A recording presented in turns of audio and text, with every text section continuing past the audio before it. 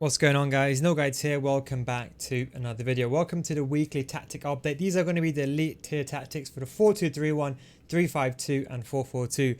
This is a progressive system that will work post-patch, of course, and it's also for the next generation, so PS5, as you can see what I'm playing on, and also the previous generation as well. In case you're new here, what this is a tactic setup, especially if you want to go towards a higher ranks like elite.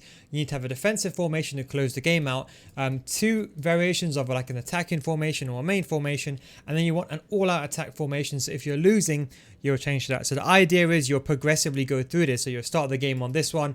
Let's say you can't get through, you go to this one.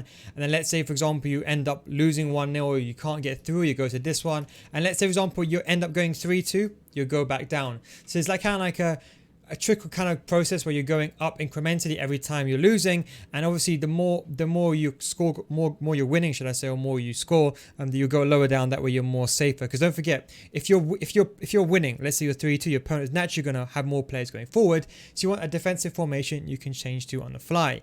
But let's go straight into tactics and formation. So the first one is the 4-2-3-1. The 4-2-3-1 is definitely the most meta formation in the game. I've always said that. If you read the titles very, very correctly, it will always be the most meta formation in the game. But the 3-5-2 kind of plays like the 4-1-2-1-2. And I'll be honest, even though the 4-1-2-1 is probably the better formation or more stable, as I would say, but the 4-1-2-1-2 system in the 3-5-2, the left mid and right mid, it's too hard to ignore how good and fun it is. So let's go through it. So the first one, the 4-2-3-1, and don't forget I have an actual video for each one of these tactics. And also don't forget as well, I stream on twitch.tv/nilguides, links down below in the description, Monday to Friday, 1 PM UK time. And of course, I have a second channel on Nilguides to upload tactics and squad builders there. And in the top right corner, you should see a card. So the 4-2-3-1, that actual tactics is already on my channel. It's the most recent 4-2-3-1. We have balanced, we have 4, we have 3, we have balanced again, 4-6-1-1. Now this is a formation that's on comeback and offense. Basically every single player, so you can always pause and skip to certain parts of this after you watch this video. You can come back and watch this, so don't use the tactics yet. Watch the video first and you'll understand the reasons why, then come back and just skip to the specific sections. Stay central and comeback and defense for the striker, all 3 cams on comeback and defense, but the lamb and the ram on get into the box for a cross. We have both CDMs on cut passing lanes, stay back while attacking, cover center, conservative interceptions, and the left back and right back on stay back while attacking, conservative interceptions, and overlap. Now the idea is, if for example you're winning 3-2 or it's 3-1, and let's say you're using the 3-5-2 or whatever formation you're using, if you're winning, you want to go to a more defensive formation, the 4-2-3-1 is the best formation to go to. Why? It's because unlike the 4-4-2, you have that cam play, and that's why you pack out the midfield, or Mourinho would like to play his 4-5-1, his formation. You'll see how effective it is when you're defending. But also when you're attacking, you also still go forward. So even though these guys on comeback and offense, they still go forward, because don't forget they're cams. So they're not stay back while attacking, they're still going forward, but just that when you lose the ball, they come back and defend. So this is basically the defensive formation. We've got both CDMs on conservative, so they're not going out of position, and we've got the left back and right back on conservative and overlap. Now, if you're generally an elite tier player, this should be enough for you to use the majority of the game. Now I understand not everyone's elite, a high tier elite player, so that's completely fine. Sometimes, you know, elite player will most of the time, I would say, win 80% of their games, but if you're like in gold 3, you might win only 40% or 55%. So you might have a different formation. So we have the 2 different systems, a 3-5-2. Now, the video for the 3-5-2 is this formation. So this formation, we're going to start with this one first.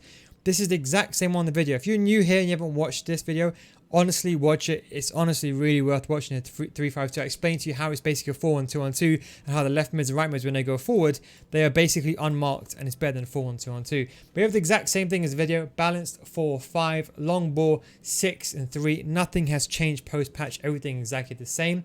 For an instruction, we've got stay central, come back on defense, get in behind for one striker. The other one, stay central, stay forward. And of course, this is meant to be on this is meant to be on balanced, not getting behind. Central cam, we have them on stay forward. We have our left mid and right mid on both of them on comeback and defense. We have chance creation on balance, get in behind, conservative to save stamina, because we're going to be going up and down the pitch and get into the box. We have our 2 CDMs, both of them on cut passing lanes, cover center, stay back while attacking, and then we have our back 3. Now what's important here to understand is, when you're defending, he tucks in, you create a back 5. Ronaldo, don't forget Ronaldo, he is also on comeback and offense. So Ronaldo, he basically makes the midfield 3. So you end up defending in a back 5 with these guys coming in. Then you have the 2 centre mids plus Ronaldo joining in. So you end up defending in a 5-3-1-1. When you're attacking, you go forward in a 3 defender back line, 2 CDMs and 5 strikers, and that's why the formation is so effective. It's like a narrow 4-1-2-1-2 with these left mid and right mids would hug the sideline. They're basically unmarked. You've probably seen that video. If you haven't, go check it out. So nothing has changed there. But what I've done is I've created another 3-5-2.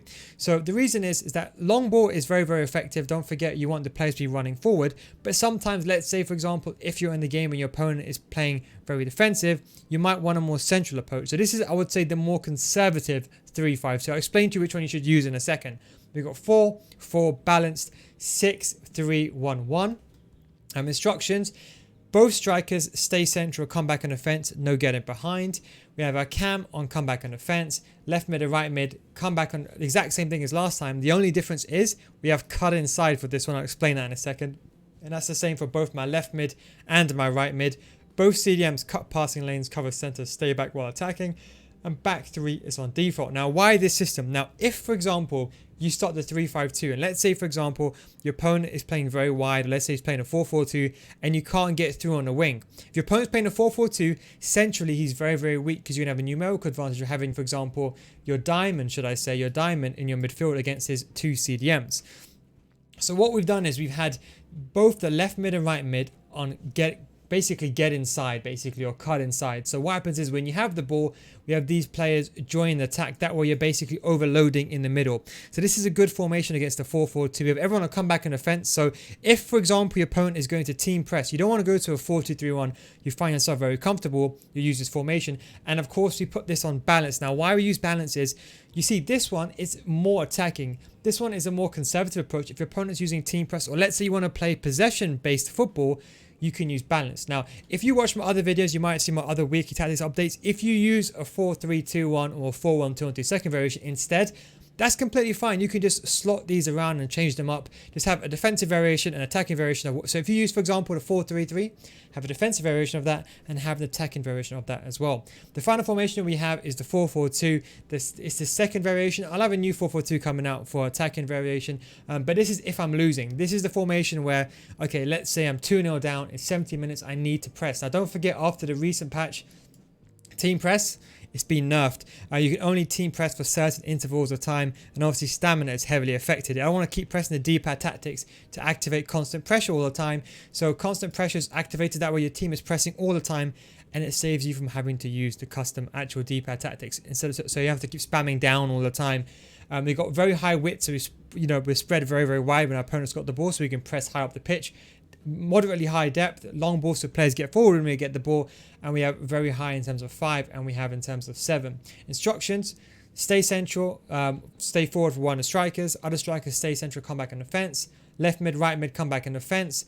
CDMs, one cut passing lanes, cover center, stay back. The other one, the more attacking one, on balanced, left back and right back, on stay back while attacking. Now, Ronaldo doesn't really play there. I swapped Ronaldo with Bamba, but I'll get onto that in another video. But yeah, so that's how it would be in game. So that is basically how you'll play the 4-4-2. Now, this is another thing to note as well. Comeback and offense is very important. When you are losing, the biggest misconception is to put players on stay forward. Now, against maybe a silver 2 player, it will work. But any elite player will pass the ball outside your box, and then you're going to have 4 strikers up front. The idea is you have comeback and offense. That way, when you're pressing the ball, you're behind the ball and you can press going forward. Think about it in real life. Players, they only stay forward if they counter-attack. They're always behind the ball if they're trying to press. So how does it all work? So let's say you go into a game. I would start with the 4-2-3-1 most of the time. I would use this for 10% of the game. Just to kind of suss my opponent out, defend, kick off, and whatever.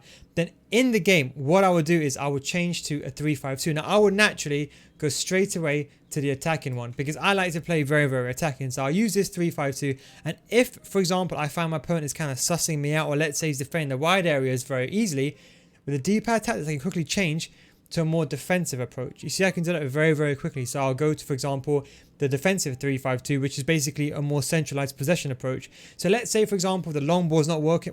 Let's say, for example, he's now bringing back his cams, he's bringing back his CDMs, he's playing very aggressive. And let's say he's pressing me and I'll be more possession based. then I'll change to this 3-5-2. So the idea is I would basically stay on this formation, I would say 70% of the time.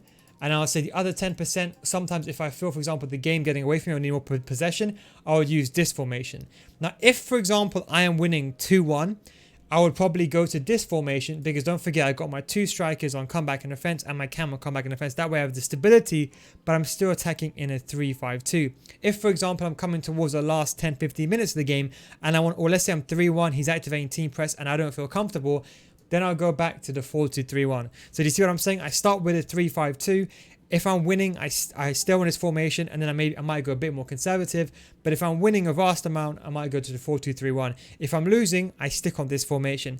Now, generally speaking, if I'm losing 2-0, I'll still stay on this formation. If, let's say, it's 70 minutes, and let's say I'm down 3 goals, I need to go to constant pressure. There's no point pausing the game and changing tactics. That's what the 4-4-2 is for. You'll change to the 4-4-2, and that way you'll be ultra attacking, and that way you're able to press constant pressure non-stop. So the idea is, if, for example, with 3-5-2, I'm now losing, let's say it's 3-1, I still can't get it through, I need to get the ball off my opponent, then I'll change to this one. Let's say it's 80 minutes, end up getting a goal back, and let's say, for example, I need one more goal, I might stay on this formation, or I might go into the 3-5-2. So the idea is you have a progressive incremental system. You have a defensive formation, your 2 main formations, so you might have a defense variation of that and an attacking variation of that, and then you have your ultra attacking. Now, truthfully speaking, when I play the weekend league, if I'm playing the 4-2-3-1, I would stick to this 80% of the time. Then I would probably progressively use the 3-5-2 depending on how the game goes. But most of the time, thankfully for my skill level, I'm not losing that very much that often. Even if I'm not playing that serious, I'm always normally staying within a 1 goal difference anyway, so I can always come back. But if, for example, you're struggling, you have that availability in check. But that is just my custom tactics and instruction. There's been no tactics video for today. In case you're wondering why I didn't upload a video yesterday, there's no tactics video because 1, I want to test it out on a new patch, and 2, I don't want to release it because I'm still deciding, what formation to use, and I didn't want to release something just for the sake of it, if that makes sense. Don't forget, I have a second channel, Nil Guides 2, top right corner. Click that card. I'm probably going to be releasing my formations first on that video, on that channel, where you can kind of test the formations out. So, I give my formations to like gold players, silver players, and elite players to test the formations out before I release them. I'll make it available for the public, so that way you can all test out and provide your feedback before uploading my main channel. And I also got squad builders there as well. And don't forget, I stream twitch.tv/NilGuides at Monday to Friday, 1 p.m. UK time. That's Monday to Friday, 1 p.m. UK time, on a weekend sporadically for the weekend league. But thanks for watching, guys. Take it easy, and I'll catch you next time. Peace out.